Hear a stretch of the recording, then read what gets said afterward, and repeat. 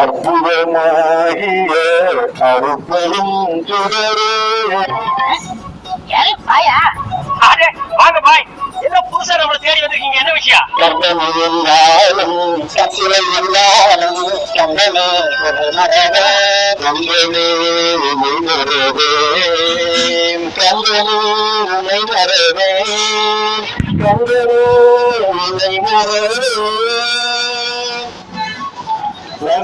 பாட முடியாது, நினைவிலிருந்து நான் பாடுகிறேன்.